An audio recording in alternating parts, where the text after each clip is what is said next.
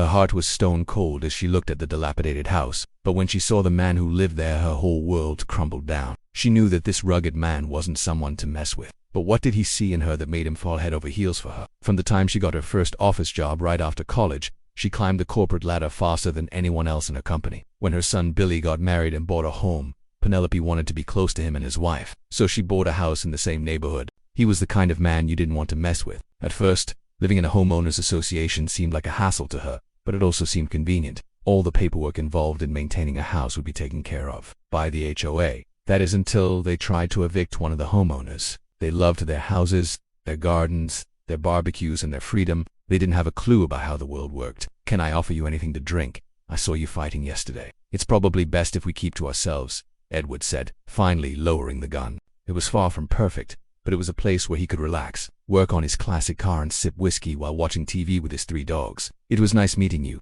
though," she added with a forced smile. "I just thought we could get to know each other since we're neighbors and all." It turned out that he wasn't just weird. He was in debt, up to his eyeballs. Penelope found out he hadn't paid his mortgage for 6 months. If she brought this up at the next HOA meeting, she could have him evicted. But something held her back. "I live just across the street," she said before turning to leave.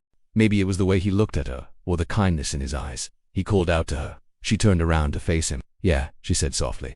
Whatever it was, she didn't kick him out. His rugged charm and quiet strength were like nothing she had ever experienced before. She had rehearsed what she would say 1,000 times in her head, but now that the moment had arrived, her confidence was gone. "There's something I need to tell you." She couldn't understand why she was so drawn to him, but she couldn't deny that she was falling in love with him. The words hung in the air between them, and Edward's reaction was slower than she had anticipated. One day, Penelope knocked on Edward's door. He opened it with a shotgun. "It's all right. I understand that you have your reasons for being closed off, but please try to open up to me," she suggested gently. "I won't pressure you, but if you ever do decide to talk, I'm here for you." Despite their age gap, he found himself growing closer to her every day. Penelope believed that she had to take care of these naive people. Penelope's heart raced, and she began to regret confessing her feelings. Had she ruined their friendship? "You're a wonderful woman, Penelope, and I value our friendship. I just can't reciprocate your romantic feelings." She joined the HOA board, becoming its president in just 2 years. She was making a huge mistake by letting her feelings for Edward consume her. She started taking long walks, reading books, and spending time with friends. Slowly but surely, she began to feel better. She needed to focus on her life and the happiness that lay ahead of her. They became even closer friends than before, sharing their deepest thoughts and feelings with each other. They supported each other through thick and thin. And Penelope realized that she had found a love that was just as real as romantic love. She had known there was a possibility that Edward didn't feel the same way about her, but hearing it out loud was painful. In the years since Edward had moved in, the house had become a symbol of their friendship. Whenever she saw it, she was reminded of the day she had met Edward and how their lives had become intertwined. "You know, I'm the luckiest man alive to have you as my friend." She understood that Edward was a man of his word. "I'll show you what I've been up to." It was a feeling she couldn't quite place, but it brought back a flood of memories. The walls were painted a cheerful yellow, and the rooms were filled with comfortable furniture and personal touches. "Penelope, what are you doing here?" he asked, surprised to see her. As the sun began to set, casting long shadows across the room, Penelope knew it was time to go. They faced challenges together, celebrated each other's successes, and offered support during difficult times. Penelope learned that love came in many forms, and her love for Edward was just as powerful as any romantic love she could have imagined. If he said he didn't love her, then that must be true. But her voice trembled, betraying her attempt at The HOA Karen had tried to ruin his life, but in the end it was him who had won. She had come to Edward's house expecting to find a broken man living in a dilapidated house, but instead she had found a kind, strong man who had made something beautiful out of his life. After that day, he began to open up to her, telling her about his life in the army and the loneliness he felt when he returned home. Penelope listened patiently, offering words of comfort and understanding. And that's when Penelope really felt the presence of the HOA. He didn't want to hurt her, but he didn't want to lead her on either. Her new neighbors were happy-go-lucky people. Every time she saw Edward, her feelings came rushing back. Penelope prided herself on being able to control any situation. However, she had never seen anything like Edward. Edward had come from the army and built this house all by himself. "Good afternoon," Penelope said timidly, though she pretended she wasn't afraid. "I'm your new neighbor from across the street. Just thought I'd introduce myself." "Sure," Edward replied curtly, still pointing the gun at her. "Come in, sit down." "No thank you." "That won't be necessary," she answered, feeling more than uncomfortable. "I don't think that's a good idea," Edward said, not lowering the gun.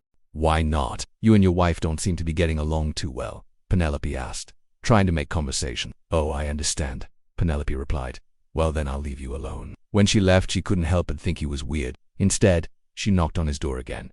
Edward was surprised to see her. He hadn't expected her to come back. "Can I help you?" he asked suspiciously. "I just wanted to ask, are you sure you don't want anything to drink?" she said with a slight smile.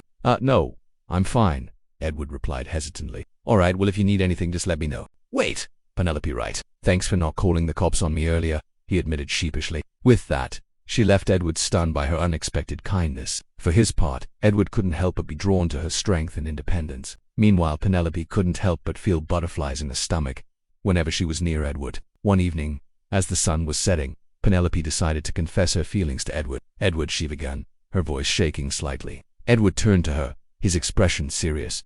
"What is it, Penelope?" he asked. Taking a deep breath, Penelope confessed, "I love you." He looked at her for a long moment without saying a word. Finally, Edward spoke. "Penelope, I care about you a lot, but I'm not in love with you." Penelope's heart sank, and tears welled up in her eyes. She tried to put on a brave face and said, "It's okay. I understand." Seeing her distress, Edward felt a pang of guilt. "I'm sorry if I gave you the wrong idea," he said. Penelope nodded, though her eyes were filled with sadness. Days went by and Penelope tried to move on. She threw herself into her work in the HOA, hoping to fill the void in her heart, but it was hard. One day, while working on an HOA project, Penelope had a sudden realization. With newfound determination, Penelope decided to take charge of her emotions. As the months passed, Penelope and Edward's relationship changed. One evening, as they were sitting on a park bench watching the sunset, Edward turned to Penelope and said. Penelope smiled, her heart full. She knew that their bond was unbreakable, and she wouldn't trade their friendship for the world. As the years went by, Penelope and Edward's friendship continued to grow stronger. The sight of the ramshackle house warmed Penelope's heart. Now, as she stood before the house, a sense of nostalgia washed over her. Suddenly, the front door opened and Edward appeared, a wide grin on his face. "I just thought I'd stop by and say hello," she replied, returning his smile. Edward stepped outside, and the two friends embraced. "Come on in," he said. As they walked inside, Edward pointed out the changes he had made to the house. "It's amazing what a little elbow grease can do," Edward said proudly. Penelope nodded, her eyes shining with admiration. She knew that Edward had put a lot of work into making the house a home, and it showed. They spent the afternoon talking about their lives, catching up on old times and making new memories. "Thank you for coming by," Penelope, Edward said as he walked her to the door. "It was nice seeing you again." "The pleasure was all mine," she replied. "I'll see you next time." As Penelope drove home, she couldn't help but smile. She had come to evict him, but instead she had fallen in love with him.